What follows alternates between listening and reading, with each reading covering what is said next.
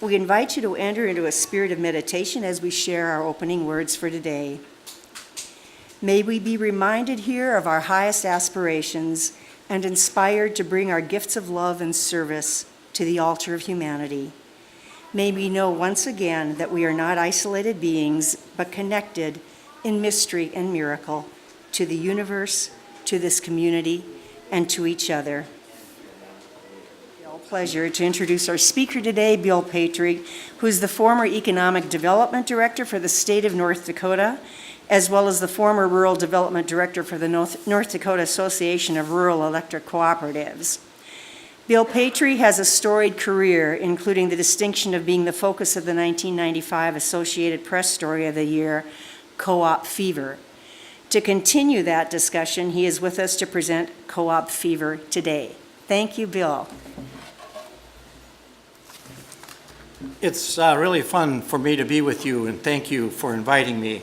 I've enjoyed the liturgy today, and I'm a big fan of Wendell Berry.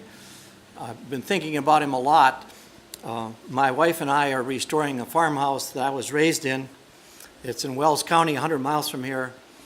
And I've had many of the thoughts that Wendell Berry in the responsive reading talks about: getting away from yourself, understanding that you're part of the flow of humanity, you're not the end of it.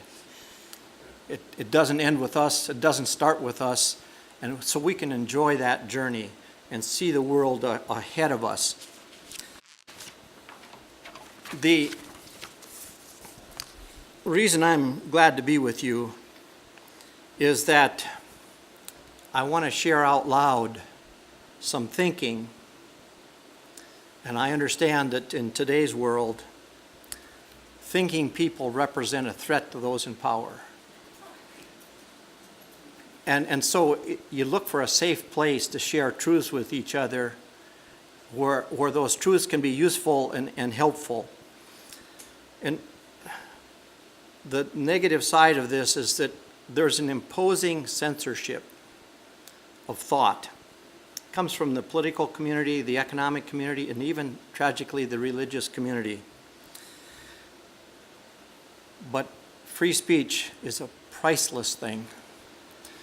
And we have to tell each other the truth. So I come to you a little bit afraid that somehow this free speech things could get me in trouble. But understanding that I have an obligation to tell you the truth, and we have an obligation to tell each other the truth and to speak it out loud.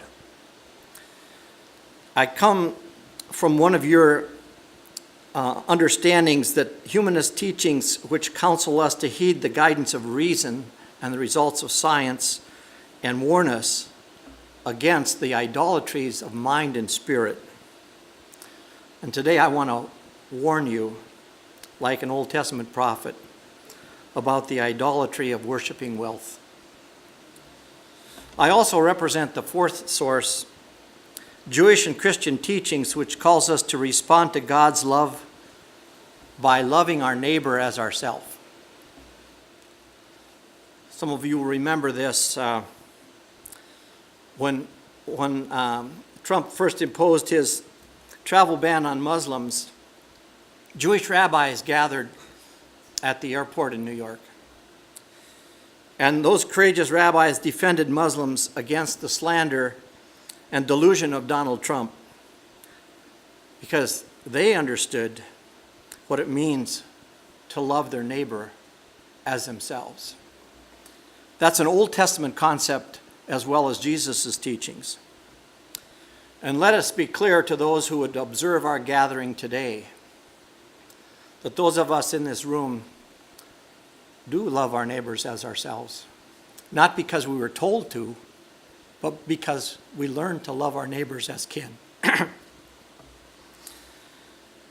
I met refugees coming from Iraq who were delayed by that travel ban. And their children and grandchildren had already come to Bismarck. If you'd have seen these elderly folks deplaning, they looked like they could have been from Carson, North Dakota. And as they cleared security, their grandchildren rushed to embrace them. I didn't know what else to do, so I hugged them too. And I'm sure they were thinking, who the hell is this guy?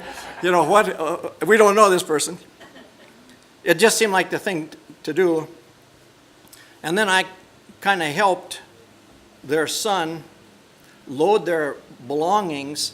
And I hadn't seen this before, but their belongings were wrapped like a bale of hay with some kind of fabric, and they were very heavy because they'd sold or given away everything that they had in Iraq because they needed to escape for their own safety. And as I loaded those in the van that the son had bought, a new used van, and those grandparents were united with their grandchildren, I thought that there's no better work on earth than to reunite families. And the other side of it, I thought, is there's no greater depravity of humankind than to separate families. Capitalism today in the world that we live in is being interpreted in a Darwinian model. The survival of the fittest. The idea is that companies compete against each other. And those who are the most efficient to deliver the greatest benefit to the consumer survive. And those who are least efficient, they don't survive and they go out of business.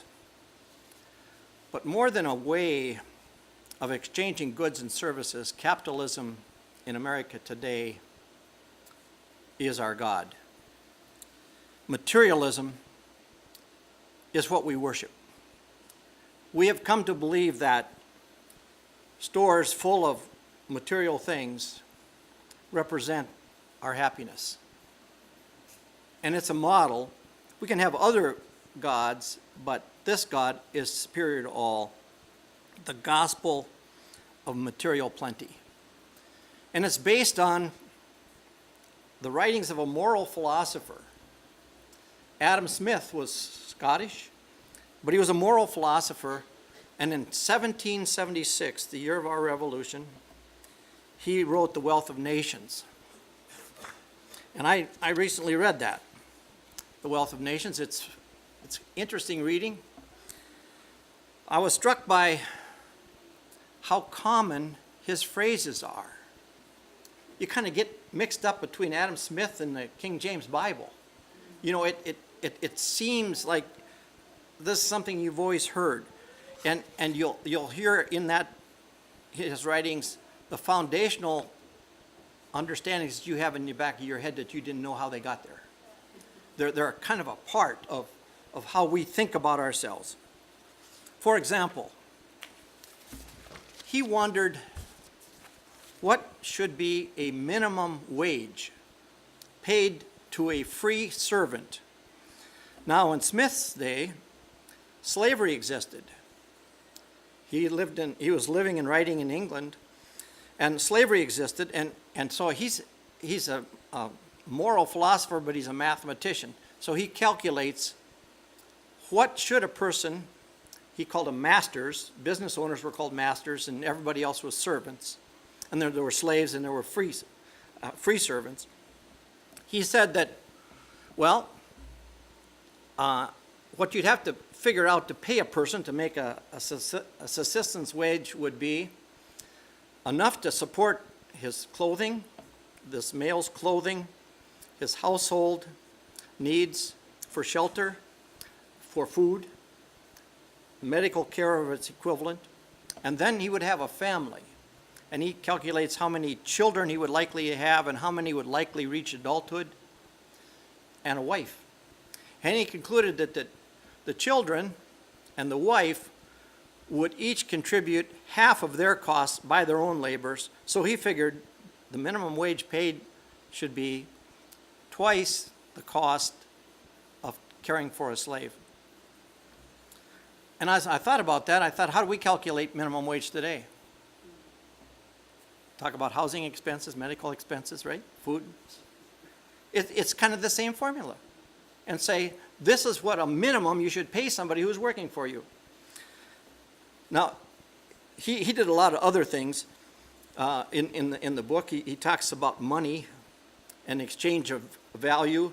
He's the guy that came up with the idea that you should use metal coins that are precious metal and stamp the value on it, because when you're trading for rutabagas or corn or potatoes, it's not the same thing because their value goes up and down. So don't use a commodity for exchange of goods and services. Use something with a fixed value that always means that. That was a good idea. But he understood, talking about today, that the working person, that free servant, is at a disadvantage against the master class. He saw that if the free servants got together and tried to withhold their work to increase its value, make it more scarce, that they would starve to death. They couldn't do that. Isn't that the way it is? You have no way of increasing your value of labor by withholding it, because you have to work to eat. You have to work to live. And in Europe, in 1776, the wages were really poor. It was a mature country, and there was a lot of people, not that many masters, and a lot of servants, and so people were fleeing to the colonies to find work. My ancestors came under those conditions. I bet you many of yours who have European descent, your ancestors came to the New World seeking work that was better than what you had where your families grew up. Now, he also observed that in the colonies, these higher wage rates that they were paying didn't seem to hurt the colonial economy. Why? Because they had purchasing power. And this is going to seem familiar to you, but he talked about when people have purchasing power and they spend it, it grows that local economy. And he said, it is not from the benevolence of the butcher, the brewer, or the baker that we expect our dinner, but from their regard to their own interest. Smith thought enlightened self-interest, remember that phrase, enlightened self-interest, which we now think of as the lowest price, would cause consumers to support local merchants. And this would become the invisible hand, when you make those decisions about your own self-interest, that grows your economy. And therefore contribute to the self-interest of that individual. That's the invisible hand theory. We've got it convoluted now and think of it as lowest price theory, but he understood it that because the local producer would have less shipping costs, they would also be the lowest cost producer.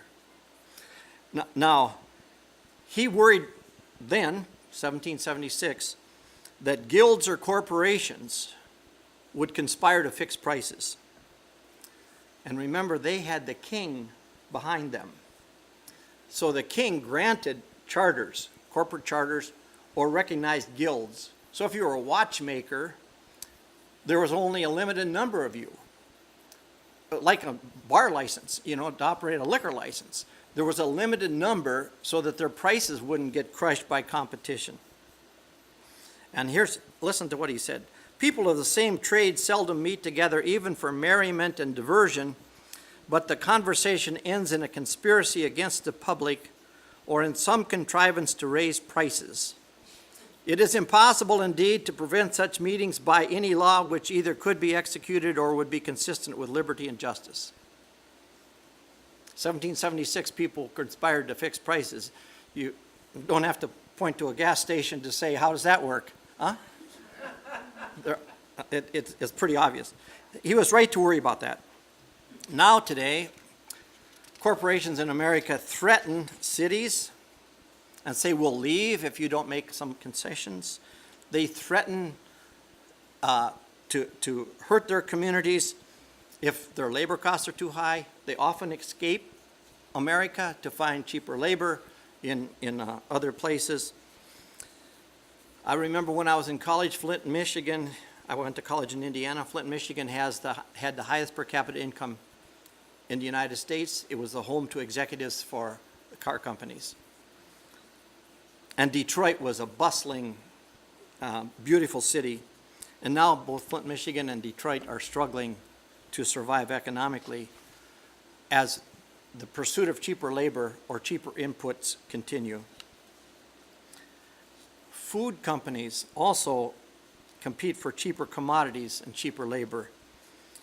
Now, if you look around Bismarck and Mandan today, as we speak, you'll see that there are fewer and fewer farms, and they're bigger and bigger. And those people who once served, at one time North Dakota had 60,000 farms, the communities that served them are dying. And this is right out of Wendell-Berry, but you can just observe it yourself, that in spite of the productive prowess of those now modern farmers, their yields are tremendous. They're able to grow enormous volumes of crops and livestock. Morton and Burleigh counties, if you counted all the wealth from all the grain, all the milk, all the beef, all the pork that is sold from these two counties, if you calculated that number, we spend more than that on imported food. We have a net deficit. We spend more on food than we earn from raising it. It's an astounding number. And as a consequence of our food production process, there's been a flight from rural places to urban places. Jefferson worried about that. I worry about that. Now, in America, we employ less than 2% of our population, about 3.2 million farmers. That's a tiny percentage. We used to be 60, 70% farmers. That's what everybody did. We raised our food. And there's about, that's 3.2 million farmers, ranchers, and farm managers, and there's about 758,000 people who are legally employed farm workers, and a lot more than that who are not legally employed. Adam Smith had a soft spot for farmers, and so did Thomas Jefferson. And people thinking about economic and governance systems didn't want to cram poor people into cities. The folks who thought about systems, you'll remember these terms, that country living was more healthful. They thought, get out in the sunshine. My dad used to say that all the time. Get out of the house. Get outside. You know, it's better for you outside. And the motto, I have a little picture that says, hard work and the joy of life. That was the farming motto. Abraham Lincoln created the Homestead Act, and people throughout the world, they came to win their own place and create their own joy. And if you look around North Dakota, if you drive the gravel roads, you'll see those homesteads, and you can imagine how good it felt to sit on your own porch and have your own 160 acres paid for. And your kids going to the school. And what happened with the Homestead Act is people sent for their families back in the old country, and they flooded, and that's who we are. We are immigrants given a chance to take and seize an opportunity, and my goodness, we did. But it was early in North Dakota's history that those immigrant farmers felt the sting of brutal capitalism. You remember the late 1800s and the early 1900s. Banks were charging the effective interest rates of over 20%. They would charge you a fee in addition to an interest rate. And so if you'd borrow $1,000, you'd leave the bank with $800. And you'd already paid $200 worth of fees before you got the money. And if you read the testimony of the Nonpartisan League who started the Bank of North Dakota, they were very, very bright people. They calculated that, and they said, this is wrong. Farmers are being cheated by banks. They're being cheated by grain merchants who are saying we have 6% dockage, and when they sell the grain to the grain trade in Minneapolis that only has 2% dockage. What happened? And they tracked that all down. And they created the mill and elevator, Bank of North Dakota. They elected a governor, and Lynn Fraser, and for one moment, North Dakota's Camelot. We had the citizens of North Dakota in control of our government. But that didn't last very long. The brutal capitalists came back with a vengeance. And millionaires now dominate our governance structure in North Dakota as well as nationally. And just as Adam Smith warned, they rarely get together but to talk about how to fix prices, keep labor costs down, keep tax benefits to the wealthy. And tragically, we begin to revere wealthy people. It started in Ronald Reagan talked about the trickle-down economics, remember that? He had an economist who worked with him who said that was a wonderful thing, but by their opulent spending, the wealthy would create work for the lower class. I like John Kenneth Galbraith. He likened that theory to feeding a horse oats so the sparrows would have something to eat. Now, Donald Trump is a poster child for this brand of godless capitalism. And it's much like godless communism. The wealth worshippers do not allow other gods. In the view of American capitalists, it starts and it ends with making money. That is the value that underpins the economic and governance theory, allowing corporations to have free speech so they can protect their right to make money. Writing the book American Capitalism in 1952, John Kenneth Galbraith anticipated the rise of what he viewed as a countervailing power. He understood this enormous power of wealth. And he predicted that organizations of consumers and workers would be formed to drive down those prices established by monopolistic practices.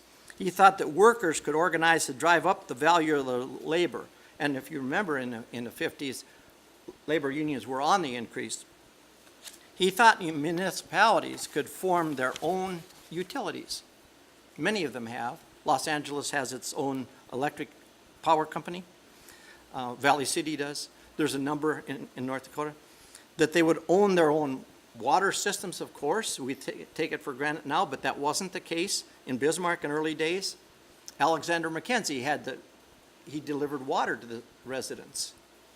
And he pumped water he had a crew that worked for him, and they pumped water from Missouri and hauled it to your cistern in the early days.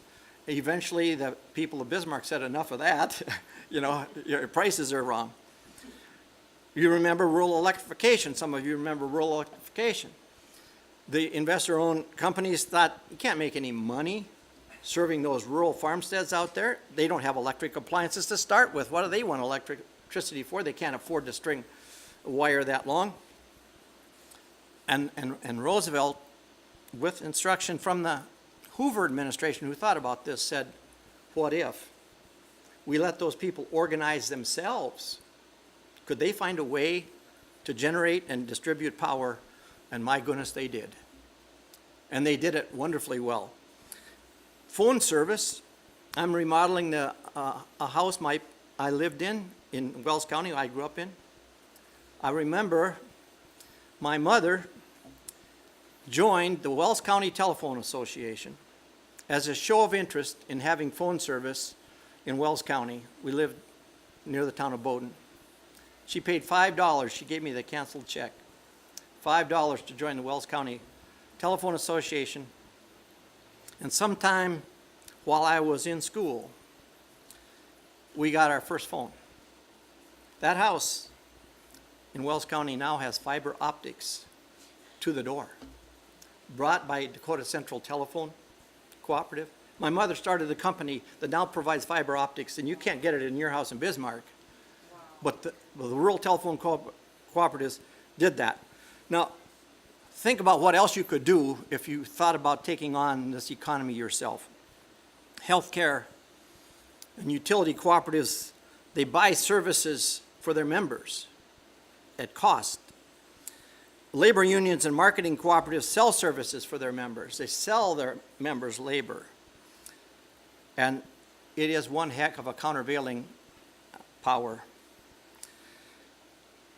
Why corporations and cooperatives are different is not based on the practice. You'll still pay your power bill to the co-op just like you would pay to an investor owner. They're different because of what they value. I've already said that corporations value making money, and that's because their owners demand it. That's why they're in businesses, to make money and to pay those shareholders who invested. But cooperatives are a different type of organization because you've heard of the 7 co-op principles. I won't talk about them today. They're plastered over everything, but they don't talk so much about the co-op values. And I want to share with them to you today. It's an international co-op alliance that has written these over 150 years ago, and they're written in many languages. And I'll just add a little commentary in each of these 6. Cooperatives believe in self-help, and everyone in this room learned that from your parents. You do that yourself, right? Second one is self-responsibility. You're an adult, you figure it out. You're responsible for picking up your own clothes, for balancing your own checkbook, for being a decent person. Self-help, self-responsibility. Do what you can first. Be responsible for yourself first, right? This is no giveaway program. And then equity. And those of you kind of close to my age, remember the co-ops all across North Dakota, many of the grain co-ops had equity in their name. Scranton Co-op Equity Exchange. You see it everywhere because farmers saw themselves as owners, not tenants. They own that elevator. That's us. And then the fourth one, equality. Wow. Jesus played around with that term. Gandhi played around with that term. Jefferson played around with that term. Martin Luther King preached on that term. I know of no more important word in any language than human equality. It's a bedrock of what it means to cooperate with each other. I was thinking about Martin Buber and his concept of I, thou.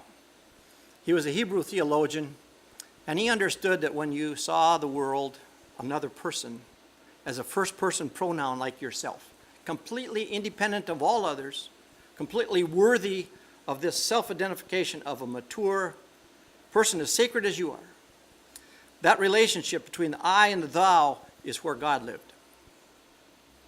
What happens when you see the other person as an it, a possession? It diminishes the I. And we've let that happen, and we can't let that happen anymore. People of the world are worthy of our appreciation and our respect and our compassion. Democracy. Democracy is kind of like equality, but it involves trust. You have to believe, as Adam Smith did, that people will eventually over time come to reflect their own enlightened self-interest and trust them to do that. It's hard to believe in democracy at all times. Co-ops are founded on it. And solidarity, that's the sixth one. Kind of sailing all through these things, and they sound right and easy. And then solidarity is difficult because there was a Dakota Access Pipeline.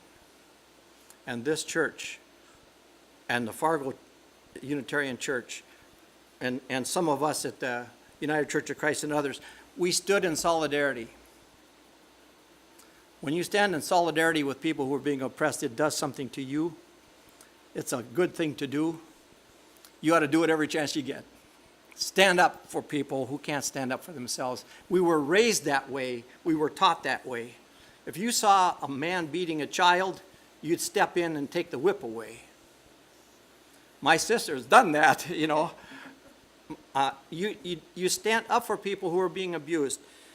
And I think standing up for people who are trying to protect the Missouri River is a courageous. These are international cooperative values, but they echo the values of the Unitarian Universalist Association. We, the cooperators, have gotten to the same place you have gotten, and you declared the inherent worth and dignity of everyone. Justice, equity, and compassion. You hear equity? And compassion in human relations. Acceptance of one another and engagement to spiritual growth in our congregations. Some of you may know Dr. Fred Kirschman. I heard him speak once, and he said that religion is for people who are afraid to go to hell. Spirituality is for those who've already been there. Isn't that a kind of a mature way to think about it? If you're just scared of something and you're behaving in a way to avoid something, that's not the same thing as understanding a deep appreciation for each other. 4 is a free and responsible for search for truth and meaning. There's not a whole lot of people who invite me to say what I've just said. But it's part of your background that you invite a search for truth and meaning.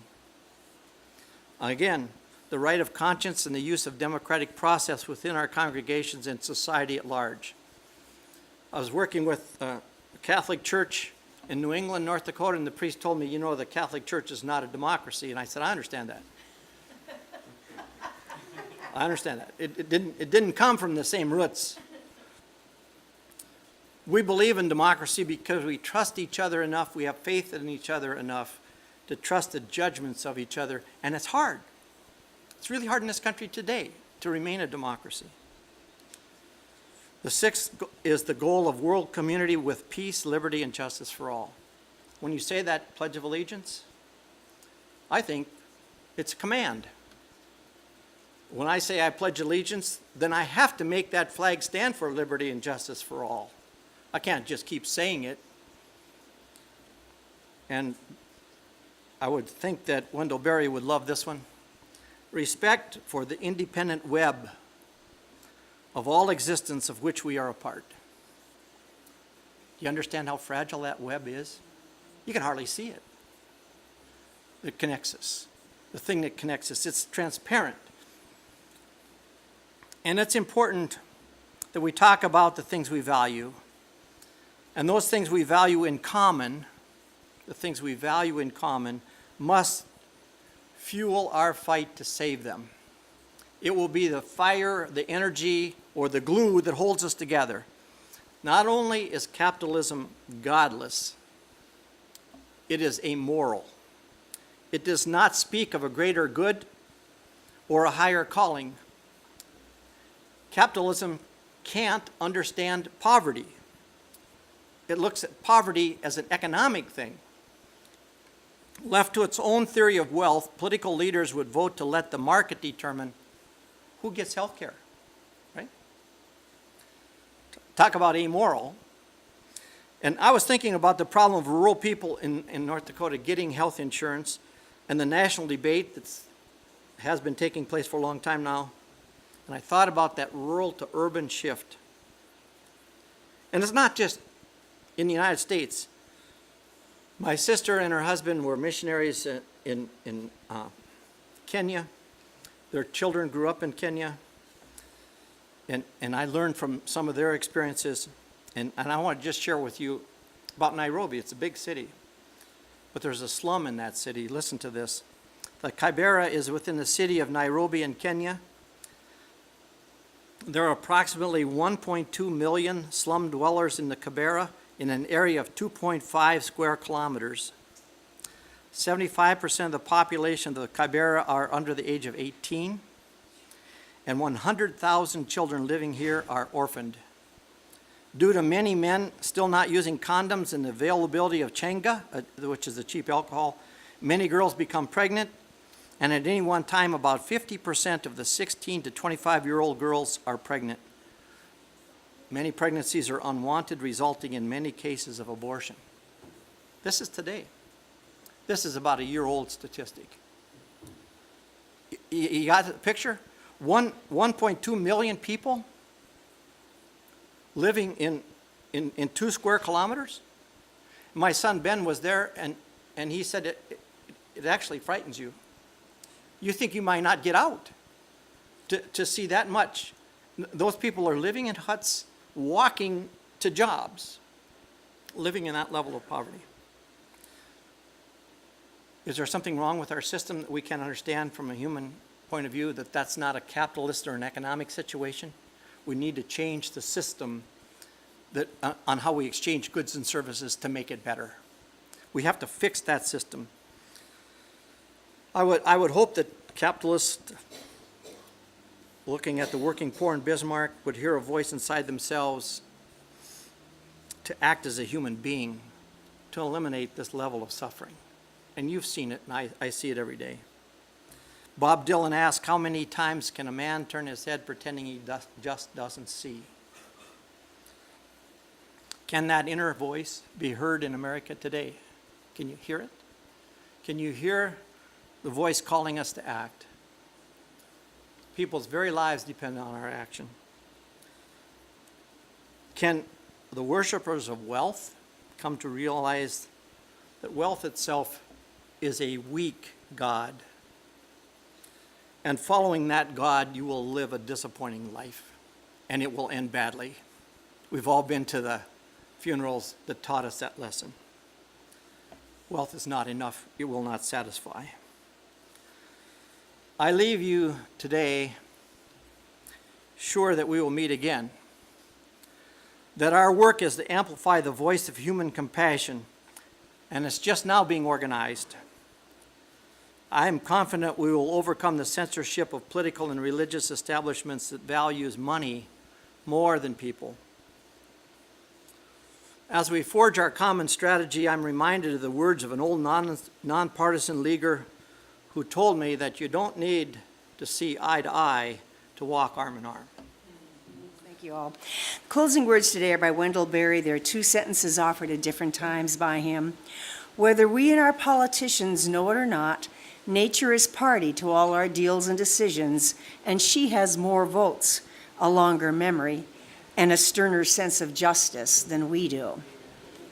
And the other sentence, to cherish what remains of the earth and to foster its renewal is our only legitimate hope of survival.